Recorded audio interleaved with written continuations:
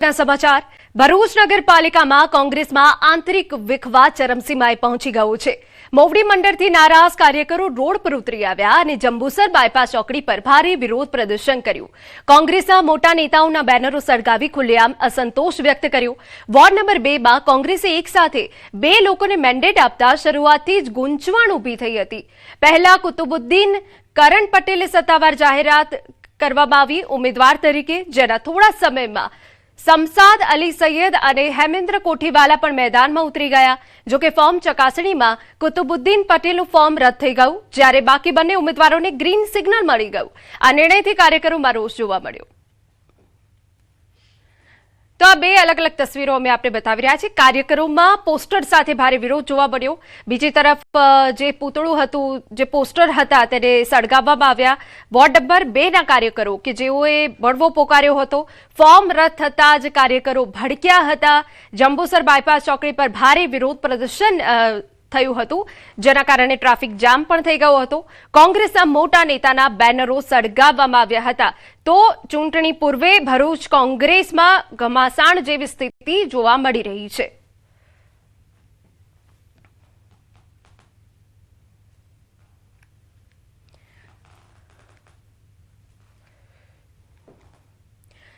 સમાચાર સુરતમાંથી।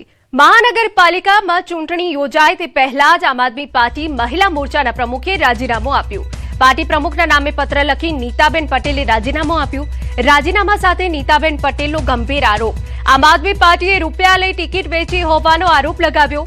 आपना मनो सोरठिया, रजनी बाघाणी, धर्मेश भंडेरी અને રામ ધડુક દ્વારા પોતાના ઓળખીતાને રૂપિયા લઈ ટિકિટ વેચવામાં આવી હોવાના ગંભીર આરોપ લગાવ્યા। પૈસાના વ્યવહારો કરીને ટિકિટો વેચવામાં આવી તેવો ગંભીર આરોપ મૂક્યો છે। પાયાના કાર્યકર્તાઓને ટિકિટ આપવામાં નથી આવી।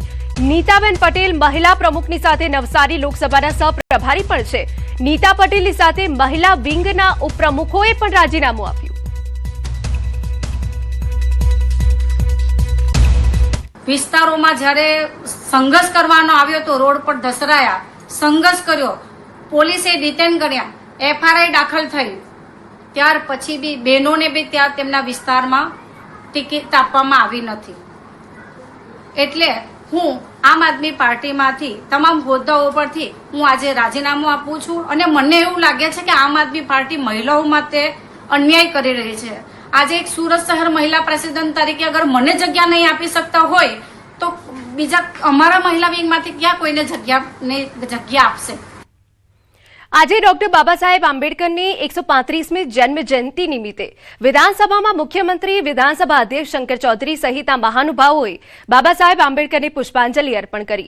साथे ज विधानसभा अध्यक्ष शंकरभाई चौधरीए डॉक्टर बाबा साहेब आंबेडकरने याद कर्या અને કહ્યું કે સાચી શ્રદ્ધાંજલિ એ કહેવાય કે તમામ લોકો બંધારણને અનુરૂપ જીવે। બંધારણના ઘડવૈયા બાબા સાહેબના મૂલ્યો અને ઉચ્ચ વિચારને યાદ કર્યા।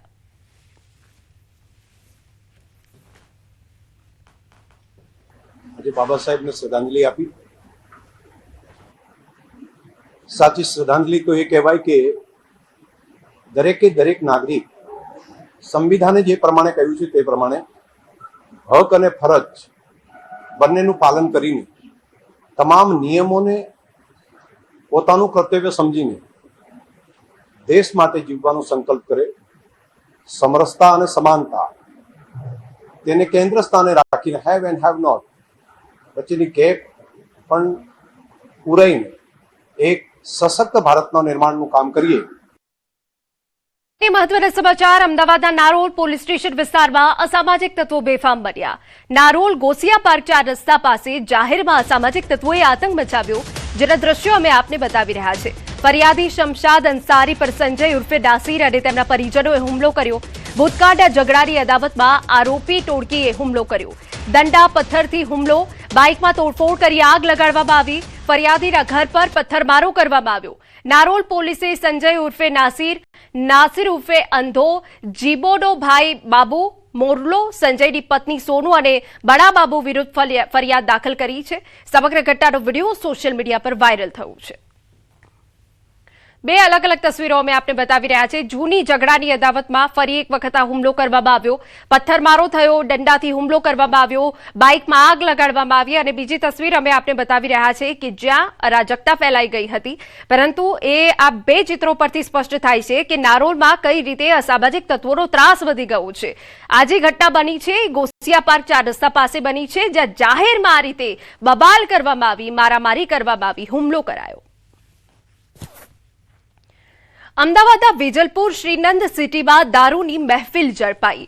જન્મદિવસ નિમિત્તે યોજાઈ હતી દારૂની મહેફિલ। પોલીસે દરોડા પાડી યુવતીઓ સહિત 10ની ધરપકડ કરી લીધી। દારૂ પીને ધમાલ કરતા હોવાથી પોલીસે જાણ થઈ હતી। પોલીસે દારૂ, બિયરની બોટલ અને 5 મોબાઈલ સહિત 1 લાખનો મુદ્દામાલ કબજે કર્યો। વેજલપુર પોલીસે ગુનો દાખલ કરી તપાસ હાથ ધરી।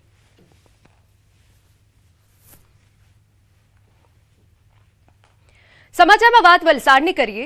રેલવે ટ્રેક પર મામલતદારે જીવન ટૂંકાવ્યો। ઉમરગામના મામલતદારે કર્યો આપઘાત। ટ્રેન નીચે પડતું મૂકી આપઘાત કર્યો। મામલતદાર ડીસી બ્રાહ્મણ કાછે આપઘાત કર્યો હોવાની વિગત। આપઘાતનું કારણ અકબંધ। ઘટનાને લઈ પોલીસે તપાસ હાથ ધરી। ઉમરગામમાં મોડી રાત્રે મામલતદારે ટ્રેન નીચે પડતું મૂકી અને આપઘાત કર્યો હોવાની ઘટના સામે આવી। ઘટનાની જાણ થતાં અડધી રાત્રે પોલીસ દોડતી થઈ। મૃતક મામલતદાર એકાદ વર્ષ પહેલા જ ઉમરગામમાં બદલી થઈને આવ્યા હતા। હાલ ચૂંટણીનો માહોલ ચાલી રહ્યો છે। જેમ ઉચ્ચ અધિકારીઓની ચૂંટણીની વિશેષ જવાબદારી આપવામાં આવતી હોય છે, ત્યારે ચૂંટણીના માહોલમાં જ મામલતદાર જેવા ઉચ્ચ અધિકારીએ આપઘાત કરી લીધો હોવાની ઘટનાના કારણે ચકચાર મચી છે। જોકે તેઓએ આ અંતિમ પગલું કેમ ભર્યું તેનું કારણ સામે નથી આવ્યું, ત્યારે પોલીસના ઉચ્ચ અધિકારીઓએ પણ રેલવે સ્ટેશન પર પહોંચી આ મામલે વધુ તપાસ હાથ ધરી છે। વડોદરાની MS યુનિવર્સિટી ફરી એકવાર વિવાદમાં આવી છે। એબીવીપી દ્વારા આયોજિત સંસ્કાર સંગમ કાર્યક્રમમાં એક વિદ્યાર્થિનીનો ડાન્સનો વિડીયો વાયરલ થયો, જેના કારણે ખળભળાટ મચી ગયો, જેને લઈ વિદ્યાર્થિનીએ સોશિયલ મીડિયા પર વિડીયો પોસ્ટ કરી માફી માંગી હતી। અનેક સવાલો પણ ઉઠાવ્યા હતા। વિડીયોમાં રડતા રડતા વિદ્યાર્થિનીએ કહ્યું કે મેં કોઈ અશ્લીલ કપડાં નહોતા પહેર્યા, પરંતુ માત્ર સાડી પહેરીને મારી કલા રજૂ કરી હતી।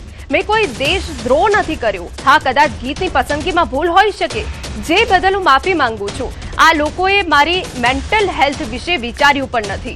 વડોદરામાં અને દેશમાં બીજા ઘણા મુદ્દાઓ છે, તેને છોડીને મને નિશાન બનાવવામાં આવી। ન તો હું એબીવીપી વાળાને જાણું છું કે ન NSUI વાળાને। મારે કોઈ રાજકીય સંગઠન સાથે કોઈ સંબંધ નથી। શું સામાન્ય ડાન્સે આટલો મોટો મુદ્દો બનાવી કોઈ યુવતીને આ રીતે ટ્રોલ કરવી યોગ્ય છે, તેવો સવાલ ઉઠાવ્યો। बहुत सारे लोग बोल रहे हैं कि मैंने वडोदरा की संस्कारी नगरी में पता नहीं ऐसा क्या कर दिया या अश्लीलता फैला दी है, जबकि मैंने उसमें सिर्फ नॉर्मल साड़ी पहनी हुई थी। हाँ ठीक है, मेरा सॉन्ग ऑफ सिलेक्शन गलत था सॉन्ग का, इसके लिए मैं आप लोगों से माफी मांगती हूँ। पर ये इतनी भी बड़ी बात नहीं होगी जिसको आपने इतना बड़ा हवा मचा दिया है, जैसे कि मैंने कोई देशद्रोह कर दिया हो। मैं ना एबीपी वालों को जानती हूँ, ना NSUI वालों को जानती हूँ। मुझे नहीं पता था कि अगर मैं एक कल्चरल फेस्ट में बॉलीवुड सॉन्ग पे डांस कर लूंगी तो उसका इतना हवा बन जाएगा।